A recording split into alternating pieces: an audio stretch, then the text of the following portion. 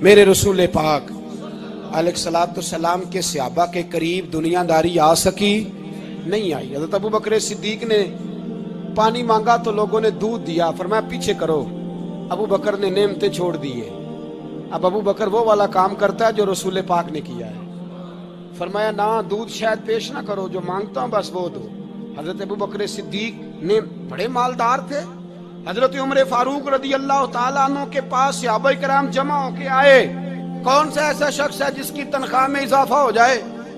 تو لوگ کہتے ہیں نہیں مجھے نہیں چاہیے. پر ہم نے وہ لوگ دیکھے ہیں. حاجی صادق صاحب کو مسجد والوں نے کہا 1000 روپیہ تنخواہ بڑھانی ہے, تو حاجی صاحب کہنے لگے میرا بڑا سونا گزارا ہوتا ہے, مینوں نہیں بڑے نے. حضرت سیدنا عمر فاروق رضی اللہ عنہ صحابہ اکٹھے ہو کے گئے. کہنے لگے عمر حضور کے زمانے میں بظاہر غربت رہی, جناب صدیق اکبر کے زمانے میں غربت, اب تو بڑی ریل پیل ہے, بحرین سے لاکھوں کا مال آتا ہے, آپ کو بڑے بڑے سفیر ملنے آتے ہیں, پر آپ وہی پرانا کرتا اور وہی تامت جو کئی جگہ سے سی آپ نے کئی جگہ سے پھٹی. اور حضرت عمر ایک دن عید کی نماز پڑھانے گئے تھے تو ننگے پیر ہی چلے گئے. لوگوں نے کہا جوتا, فرمایا ٹوٹ گیا تھا یار, پہننے کے قابل نہیں تھا. فرمایا ننگے پیر آ گئے ہو, لوگ کیا کہیں گے؟ فرمایا چھوڑو, عمر کے پاؤں ننگے ہیں لیکن عمر کے کردار میں تو کوئی شک نہیں نا, پیر ہی ننگے ہیں نا, کیا ہوا؟ چھوڑو اس بات کو. کوئی پیار نہیں دنیا داری سے, دولت سے کوئی چکر ہی نہیں. حضرت سیدنا عمر فاروق رضی اللہ تعالیٰ عنہ کو صحابہ نے اکٹھے ہو کے کہا, یہ ہے امت کے بیدار ہونے کے طریقے جو عرض کر رہا ہوں. کہا جناب آپ اب بڑا مال غنیمت ہے, اور جس طرح ہر صحابی کا حصہ ہے آپ کا بھی حصہ ہے, تو ایک نیا کرتا ہی ڈال لیں آپ خرید کے. اب جب مشورہ ہو گیا صحابہ میں تو کہنے لگے عمر سے بات کون کرے گا؟ نیا کرتا پہننے کی عمر سے بات کس کو برا لگتا ہے جی؟ نیا کرتا کون بات کرے گا؟ حضرت سیدنا علی المرتضیٰ کا انتخاب ہوا. کہنے لگے مولا علی کی بڑی عزت کرتے ہیں, ان سے بڑا پیار کرتے ہیں, ان سے بات کرتے ہیں.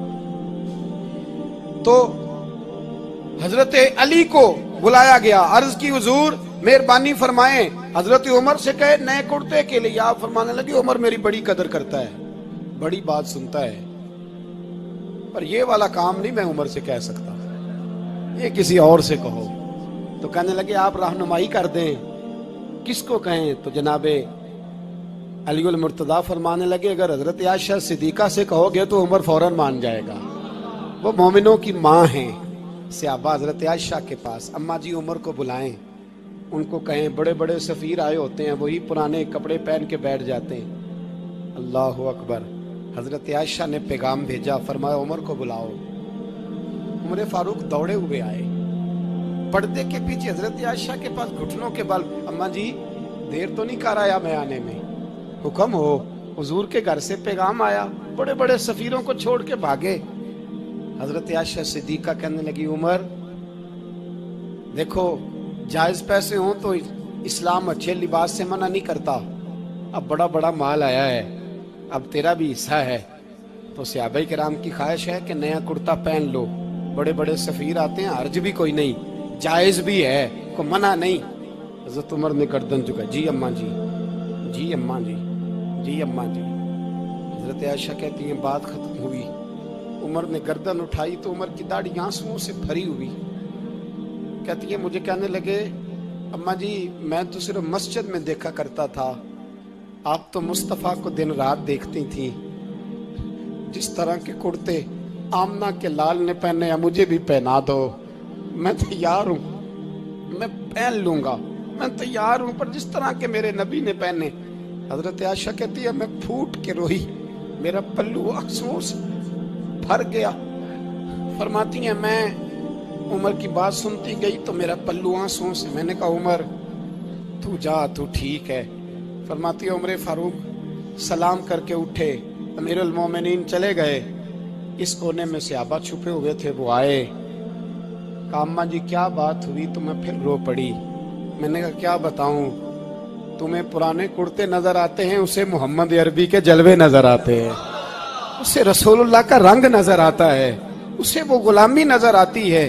عمر کو دنیا سے پیار, اور دنیا سے پیار نہیں تھا, دعا پتہ کیا تھی؟ یوں جھولی اٹھا کے اللہ مرزقنا شہادتن فی سبیلک وجعل موت فی بلد حبیبک, اللہ عمر کو بسترے والی موت نہ دینا، موت شہادت کی دینا، اور میں میدان میں جا کے نہیں مرنا چاہتا، مجھے رسول اللہ کے شہر میں موت چاہیے، باہر جا کے نہیں، یہی میدان لگے مدینے میں، یہی موت آئے، اسباب بنا، میں مدینہ بھی نہیں چھوڑنا چاہتا۔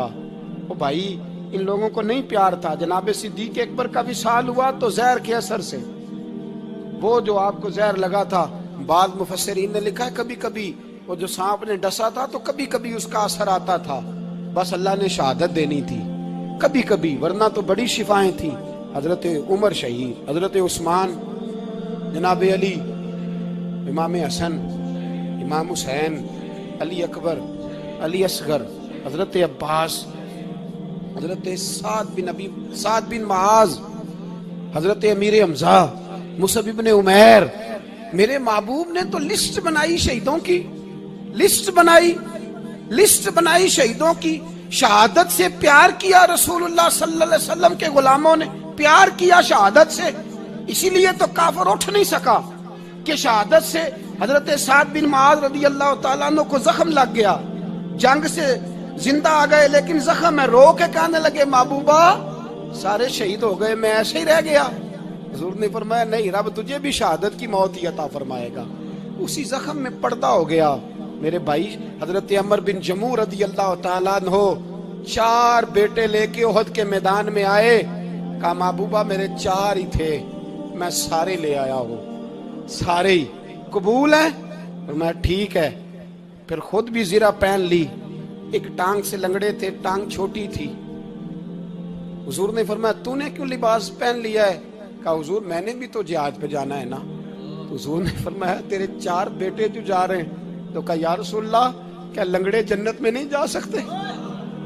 حضور لنگڑے اللہ کو قبول نہیں، میں نہیں جا سکتا۔ تو میرے نبی پاک صلی اللہ علیہ وسلم نے فرمایا نہیں، جنت تو تیرا انتظار کر رہی ہے۔